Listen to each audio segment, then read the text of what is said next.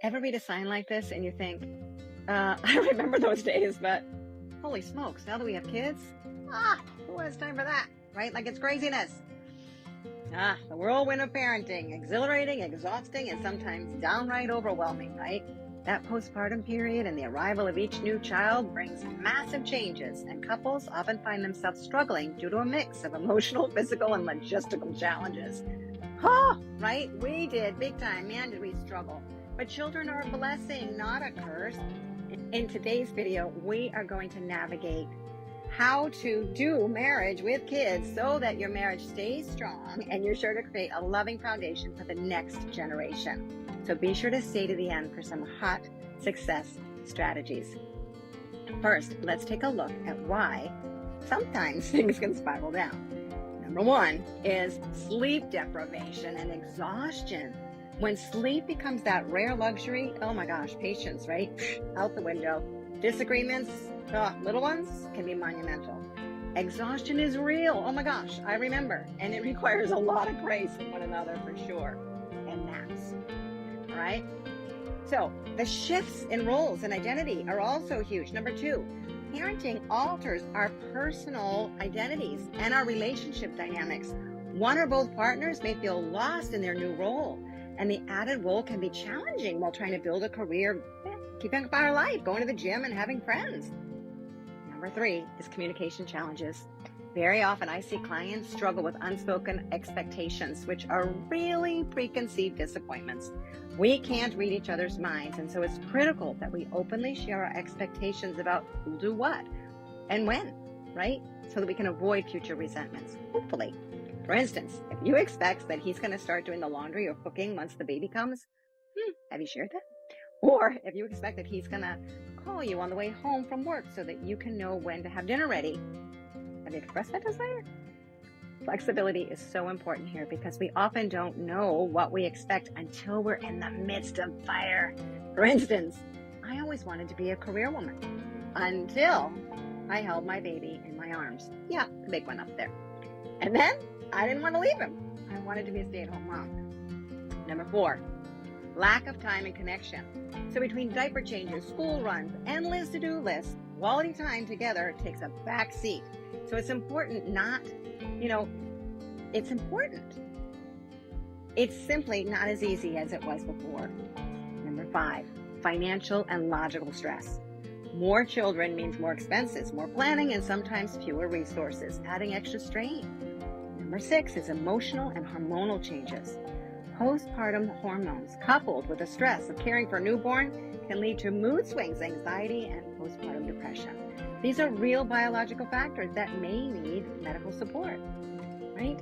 Number seven, unequal workload. If one partner feels that they're shouldering more of the burden, resentment builds, leading to conflict. Number eight, divided attention. With each additional child, parents often struggle to balance individual attention among their kids and still make time for themselves. But despite these hurdles, many couples become stronger by prioritizing open communication and support and having realistic expectations. Recognizing the struggles is the first step towards tackling them. So, is this something that you or someone close to you has been experiencing? I'd love to offer some thoughts on ways to make it more manageable. Because navigating the postpartum period and adjusting to life with each additional child, it's going to be tough. But there are ways that couples can support each other and keep their relationship strong. So here are some of the strategies. First is to prioritize communication. Make time to talk openly about feelings, needs, and expectations. And I know that this is tricky with guys. Okay, I do know, right? Guys don't necessarily like the emotions that women have sometimes, but honest conversations, right? Be honest. It can prevent misunderstandings and build emotional connection and intimacy in the long run. If you're willing to be vulnerable and share that you're struggling and need help. The team check-in strategy, okay? That's going to empower couples to schedule brief daily or weekly check-ins and being intentional with a team mindset, right? Guys like sports, so go the team route. These conversations really do help them stay connected and adjust responsibilities before resentment builds. And it's super important for an exhausted mama not to resort to complaining during these team check-ins, or you're likely going to find your husband withdrawing and quitting the team. Instead, identify what you need by looking under the complaint.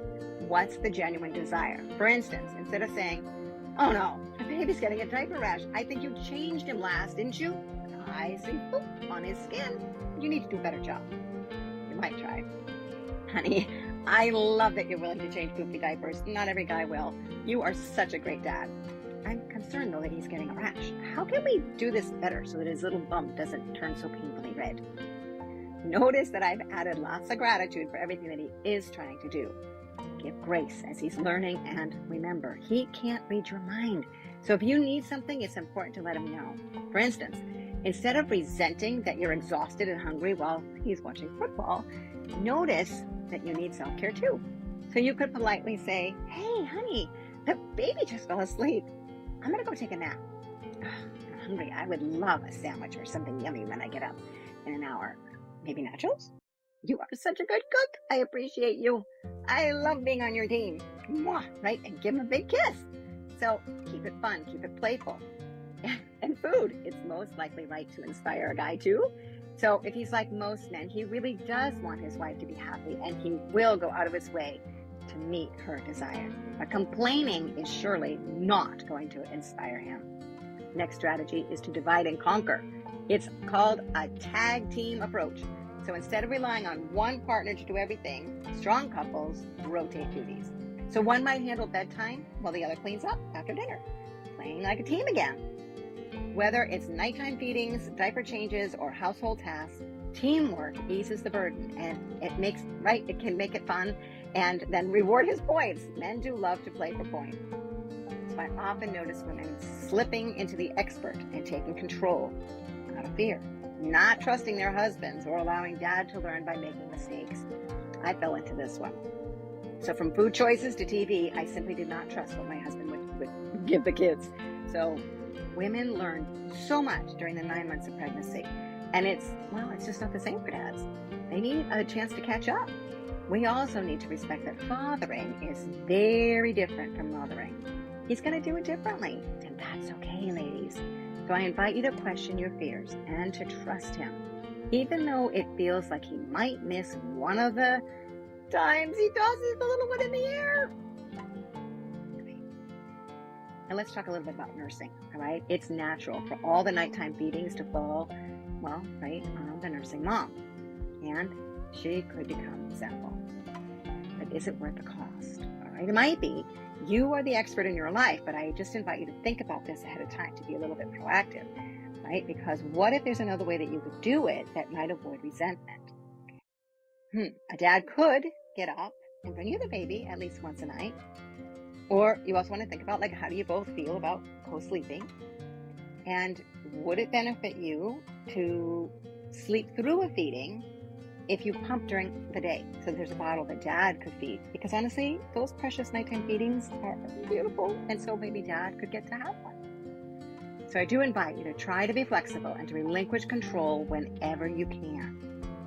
Because babies do become toddlers, and it's possible to express a desire to even get to sleep a little on a Saturday morning, and dad may be willing to get up so that the toddler's safe. That newborn phase passes so quickly, even though it feels never ending when you're in it. Make time for each other. That's the next strategy, right?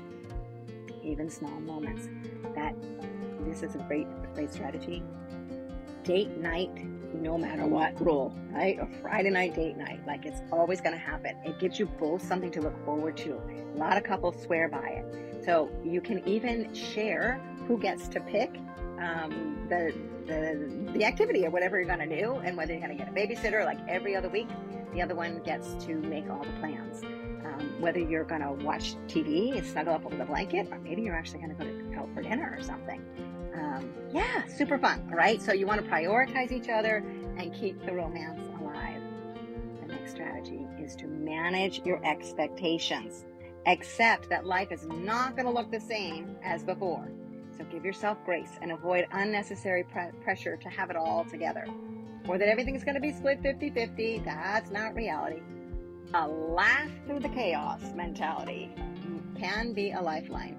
Couples who find ways to bring humor to situations and joke through exhaustion, messy houses, and parenting surprises tend to feel closer and more resilient. Like the first time that you removed that wet diaper from your little boy and didn't know that you needed to put that little fire hose up fast, right? Oh my gosh, I remember that.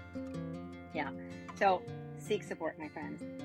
Being humble enough to ask for and receive help is essential, whether from family, friends, or like a house cleaning service or an at-home chef who'll cook for a month for you. Oh my gosh, that was the best shower gift ever that I got.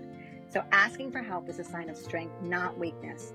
Support groups or even coaching can be very valuable too. Next step is to prioritize your self-care. Both partners need time to recharge. And it's so interesting because men tend to lead the way in this. They just naturally do it, but women, we tend to sacrifice and get grumpy, right? It doesn't work. Our men are showing us the way. So whether it's a short walk, a hobby, or alone time, it can make a huge difference, right? Don't let it slip, ladies. As I share in my courses and in coaching, our happiness is our responsibility. So one of the big mistakes many women make, and I certainly did, is that we delegate our happiness to our men. But no one can make us happy except us. It's our job. It's an inside job. It feels a little selfish to take a nap or to meet a friend for coffee when there's so much to be done. But taking care of yourself is essential. Taking a hot bath or alone time when you're feeling just touched out, right? I remember those days. It's so real, right? But it's your job to stay connected to yourself and to ensure that you get what you need as a woman so that your fuse doesn't end up short and you turn into piranha woman like I did. Adjusting to a new family dynamic, it isn't easy, but with patience, understanding, and teamwork, couples can strengthen their bond even though through the toughest phases. Each couple eventually does find their own rhythm, but prioritizing teamwork, connection, and flexibility can make all the difference. So what do you think? Would any of this work for you? I would love to read your comments down below. And please be sure to like, subscribe, click the little bell so that you'll get notified when I do other videos, and share with friends. I really appreciate your support so much. And you never know who you're going to make such a big difference with. Are there specific challenges that you would like help tackling? I'd love to dive deeper. My kiddos have all flown the nest now. Yeah, this little picture, they're all grown up. The little one, she's graduating college this week, and then she's being deployed to Alaska for 2 years. Right? Oh, it's hard. And I really wish that I had a coach to guide me through the challenges over the years. Maybe my husband and I would not have struggled for 26 years. And honestly, these guys would have had a very different growing up. That's my biggest regret in life, quite honestly. It was a waste. But now I am blessed to work as a Catholic coach, empowering women to be their true loving self through all of life's seasons. So come join me in the Happy Wife community on Facebook. The link is down below. And if you'd like to explore working together to help navigate challenges of family life or empty nesting, head to my website, createmyhappymarriage.com, and schedule a complimentary call. The community of Catholic women doing this work together is like none other that I have in a little secret group that we all connect on Zoom regularly and in the Facebook group. But it's available to all of you. Just come and join us. Come and join us. Reach out, schedule a call, and I can't wait to meet you. God bless your day.